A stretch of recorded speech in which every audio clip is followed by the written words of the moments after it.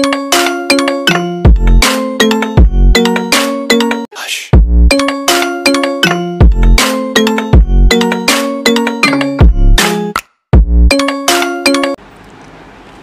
Morning students, मैं आप लोगों को अभी नर्वस सिस्टम का अगला पड़ाव जो स्पाइनल कॉर्ड के बाद आता है ब्रेन, इसका एक लेक्चर आप लोगों को डिलीवर करने वाले हूँ। ब्रेन एक बहुत ही कॉम्प्लेक्स पार्ट है। इसके पढ़ने में थोड़ा समय तो लगेगा, लेकिन हम लोग धीरे धीरे अपनी मंजिल की तरफ जाएंगे।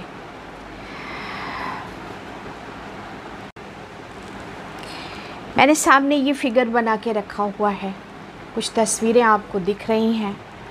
क्यूरियोसिटी हो रही होगी कि मैम ने ये सब क्या बनाया है, या आपने किताबों में अगर देखा होगा तो आपको पता चलेगा कि ये क्या है। देखिए, मैंने मिलर की परिभाषा भी आपको बताई है। मस्तिष्क संवेगों का स्रोत है। ब्रेन हमारे सेंस ऑर्गन्स से आई हुई सूचनाओं को संगठित करता है। 1969 में मिलर ने ये परिभाषा दी।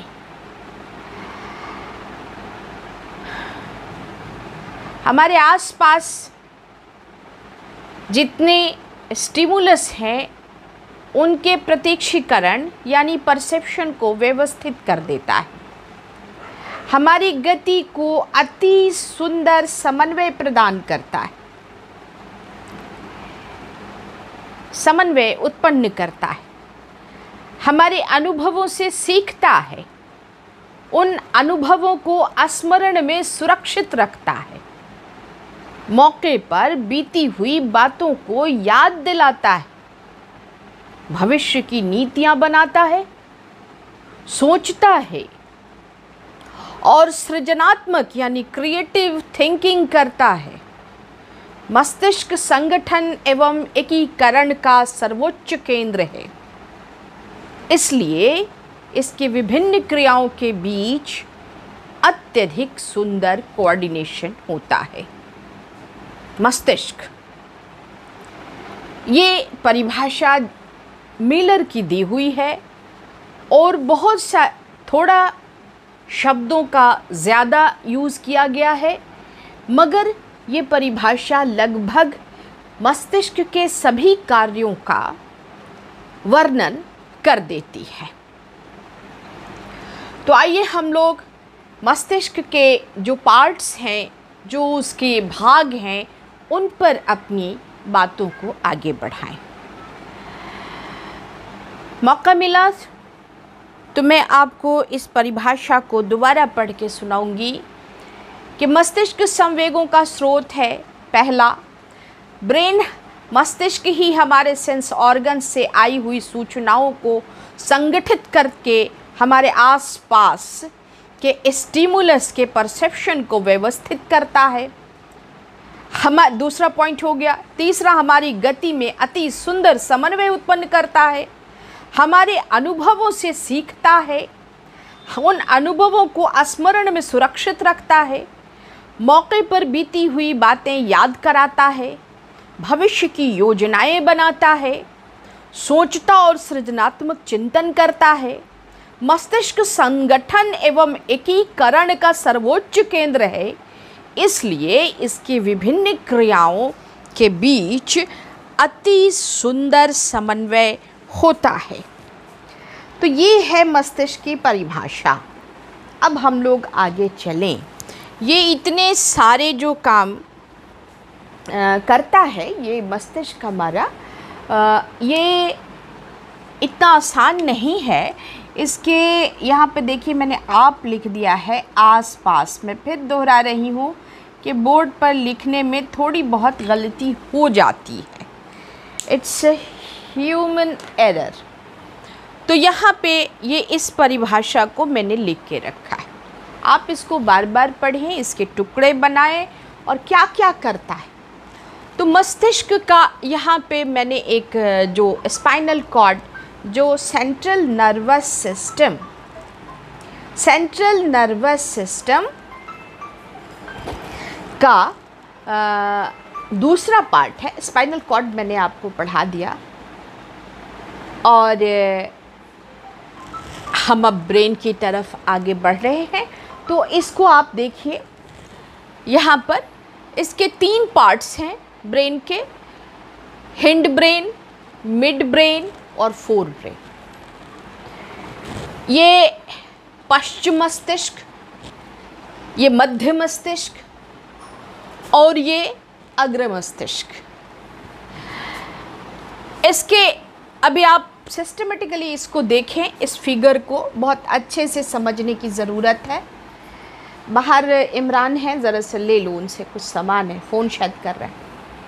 Hind brain, midbrain and forebrain. पश्चिम मस्तिष्क, मध्य मस्तिष्क और अग्र मस्तिष्क, ये 3 पार्ट्स हैं। अब इन तीनों पार्ट्स के भी कुछ पार्ट्स हैं। पहले का हिंड ब्रेन के 3 भाग, 1 2 3, मेडुला, पॉन्स और सेरेबेलम। सबके फिगर्स मैंने बना के रखे हुए हैं। मेडुला का बनाया, सेरेबेलम का बनाया, और ये तो एक सेतु होता है, यानी इस दोनों को, यहाँ कुछ है यहाँ कुछ है, तो इसको जोड़ने के लिए सेतु यानी पुल। ठीक, ये हो गया। अब मिड ब्रेन यानी मध्य मस्तिष्क के 2 भाग हैं, ब्रेन स्टेम और reticular formation. Brain stem and reticular formation की जगह कुछ लोग इस्तेमाल करते हैं जो वर्ड है floor and roof, roof and floor. बहुत सारी किताबों में, अरुण कुमार की किताबों में ये चीज़ इस्तेमाल में लाई गई है, तो इसमें परेशान होने की ज़रूरत नहीं है। लेकिन किंग मॉर्गन में यही brain stem and reticular formation ये वृंद कहलाता है, और इसको हिंदी में जाल कहते हैं, जाल। तो ये चीज़ आपको देखनी होगी।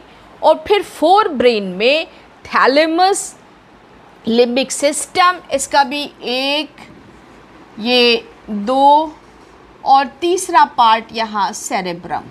अब इस लिम्बिक सिस्टम के कई पार्ट्स हैं, यहाँ हमने 4 लिखा है, लेकिन और भी रिसर्चेस जैसे जैसे बढ़ रहे हैं, बहुत सारे गाइडस cinguli and this and that, so many parts are discovered by the physiologists, brain physiologists. तो ये इतना आप देख लीजिए। इसको अभी के इस क्लास में हम आपको ये हिंड ब्रेन, मेडुला, पॉन्स, ये हिंड ब्रेन के 3 part, medulla, pons, cerebellum. Cerebellum का स्ट्रक्चर यहाँ बनाया मैंने, और ये मेडुला का स्ट्रक्चर मैंने यहाँ बनाया। Every part is very important. जितनी भी क्रियाएं मनुष्य करता है, उन सबों के लिए ये सभी पार्ट्स जो हैं वो बहुत इम्पॉर्टेंट। स्टूडेंट्स, आपने देखा कि ये ब्रेन के पार्ट्स हैं, और मैंने hind brain, midbrain and fore brain के जितने पार्ट्स हैं उनको, लिम्बिक सिस्टम के कुछ अलग से पार्ट्स हैं, ये पार्ट्स हैं जिनको मैंने यहाँ लिख रखा है, hypothalamus, hippocampus, amygdala and septal area. तो ये बहुत ही कॉम्प्लेक्स है, ह्यूमन ब्रेन बिल्कुल बहुत ही कॉम्प्लेक्स स्ट्रक्चर है, और इसको समझने के लिए बहुत ही ध्यान देने की ज़रूरत है। लेकिन मैं इसको आसान बनाने की कोशिश कर रही हूँ। तो आप लोगों को मैं कुछ लिखाने की कोशिश करूँगी यहाँ पे थोड़ा सा। आज जो ये हिंड ब्रेन है, इसको मैं आप लोगों को कोशिश करूँगी कि पूरा कंप्लीट करके इसको तैयार कर दूँ। तो आपका जो है आगे का जो प्रोसेस है, आप बहुत सारी फिगर्स देख रहे हैं, ये क्रॉस सेक्शन है ब्रेन का। ये यहाँ पे हम पेरिएटल लोब, ऑक्सीपिटल लोब, जो लोब्स हैं ब्रेन के, उनको हम देखेंगे। मानव मस्तिष्क जो है, मनुष्य का जो मस्तिष्क है, वो अपने जो जो स्ट्रक्चर है वो बिल्कुल दो तरह से, मैं अपनी एक फिगर रखा हुआ था यहाँ पर, मैं आपको शो करती हूँ, दिखाती हूँ मैं कि किस तरह से मानव मस्तिष्क, इसको मगज़ बोलते हैं, और मगज़ का जो ये है, मैंने बहुत सारी तस्वीरें बना के रखी हैं। ये वर्टिब्रा है, इसको मैं अगले क्लास में आपको समझाऊंगी। ये स्पाइनल कॉर्ड मैंने आपको समझा दिया है, आप देख लीजिए। जब ऑटोनॉमिक नर्वस सिस्टम हम पढ़ेंगे तो इस तरह से हम इसको जानेंगे, और ब्रेन के जो पार्ट्स हैं उनको भी हम देखेंगे कि किस तरह से हम पढ़ा रहे हैं। तो हम लोग यहाँ देखिए, मैंने ये स्ट्रक्चर बनाया है, ये स्ट्रक्चर और ये स्ट्रक्चर दोनों को मैंने आपको दिखाने की कोशिश करी। ये हाँ देखिए, और ये देखिए, इसमें आपको ब्रेन दिख रहा है, human brain. I think it is clear. तो ये ह्यूमन ब्रेन है, इसका ये पार्ट जो है ये दोनों इससे सटा हुआ है। यहाँ पे ये क्रॉस सेक्शन करके हम लोग इसको बनाते हैं, और एक पार्ट का, मैंने पिछले क्लास में भी कहा कि एक पार्ट का अध्ययन यदि हम कर लेते हैं तो दूसरे पार्ट का अध्ययन भी ये बिल्कुल सिमेट्रिकल हेमिस्फीयर कहलाता है। एक गोलार्ध की तस्वीर ये बनी हुई है एक हेमिस्फीयर की, and the second hemisphere is also same, बिल्कुल एक ही स्ट्रक्चर है।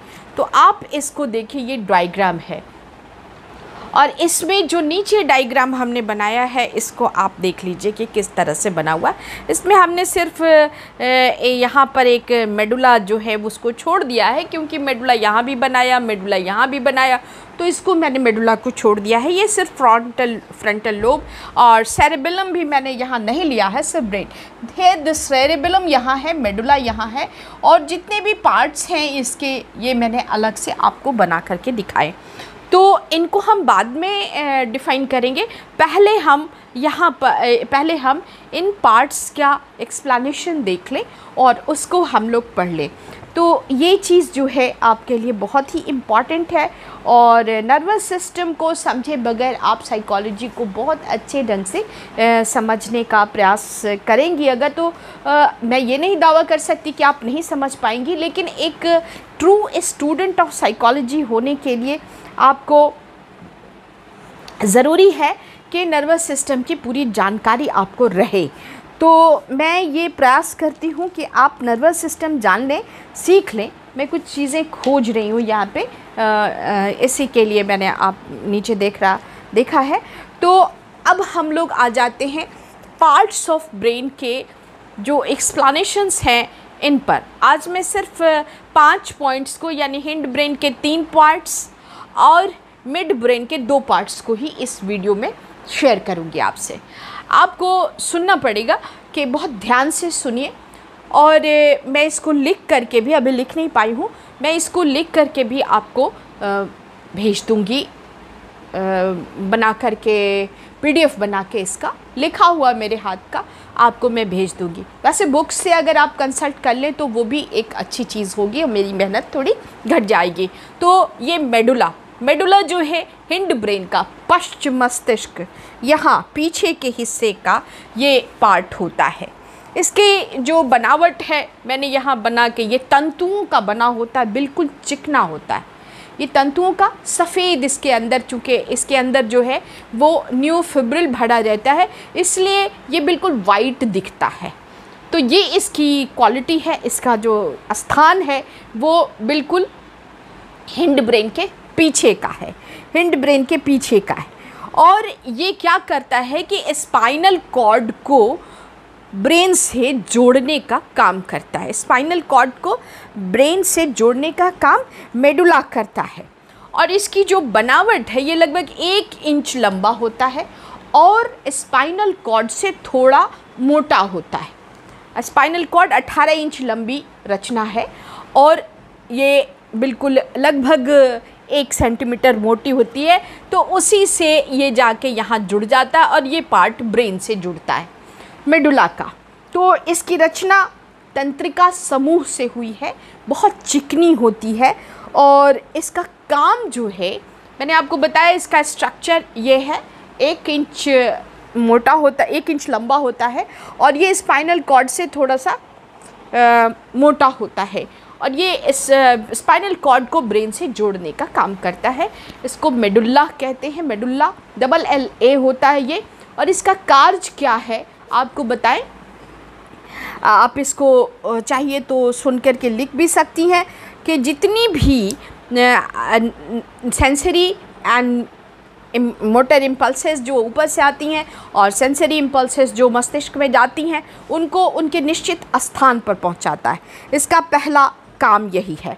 मेडुला में ऐसे भाग भी हैं, ऐसे भी पॉइंट्स हैं जिनके संबंध में कहा वो प्राण संबंधी, प्राण रक्षा संबंधी क्रियाओं को भी वो पूरा करते हैं। अच्छा, ऑटोनॉमिक फंक्शन से इनका बहुत ज़्यादा मेडुला रिलेटेड होता है, इसलिए ब्लड सर्कुलेशन, ब्रीदिंग जैसी जो क्रियाएं हैं उनको भी उनका भी नियमन करता है।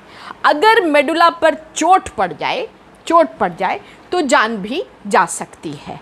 तो कराटे में देखते हैं कि एक पर्टिकुलर पार्ट पर चोट लगने से आदमी मर जाता है, या कराटे करने आप फिल्मों में स्टंट मूवीज़ देखिएगा तो उसमें भी आपको गर्दन पे मारा और आदमी साफ। तो कैसे होता है ये connection to spinal cord and brain जो है वो मेडुला पर है। अगर मेडुला ही द्वारा होता है तो अगर वहाँ हिट कर देते हैं इसको अगर मार देंगे तो वहाँ पे कनेक्शन टूट जाता है और आदमी ख़त्म हो जाता है। और इसका जो रोल है, इस पार्ट का जो रोल है मेडुला का, ये साइकोलॉजिकल फंक्शन में कोई भी काम यानी मनोवैज्ञानिक क्रियाएं जो मनुष्य की होती हैं उसमें मेडुला का कोई रोल नहीं होता है। आई थिंक ये आपको क्लियर हो गया। ये स्पाइनल कॉर्ड को ब्रेन से जोड़ता है। ये ऑटोनॉमिक फंक्शंस में ब्रीदिंग, ये प्राण संबंधी, प्राण रक्षा संबंधी क्रियाएं भी इससे होती हैं। जितने प्रकार की सेंसरी एंड मोटर इम्पल्सेस हैं वो सब के सब वाया मेडुला ब्रेन के निश्चित स्थान में जाती हैं।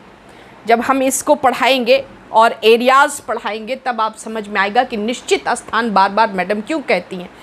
ब्रेन ऐसा नहीं है कि आप जो भी चीज़ जहाँ भी भेज दीजिए जाके अंदर में गड़बड़ हो गया इस 2 से 3 पॉइंट की चीज़ में, नहीं। ब्रॉडमैन ने इसको अपने अध्ययन के अनुसार उन्होंने अध्ययन किया और बहुत लोकलाइज किया कि ऑक्सीपिटल लोब में जो आँख से गई हुई जितनी सेंसरी इम्पल्स है वो यहाँ ऑक्सीपिटल लोब में आएगा, इसी एरिया में आएगा। पेरिएटल लोब से जितने मोटर फंक्शंस हैं सारे के सारे यहाँ आएंगे। कॉग्निटिव फंक्शंस फ्रंटल लोब से, टेम्पोरल से हियरिंग सेंसेशन के लिए हमारे होता है। तो ये सारी चीज़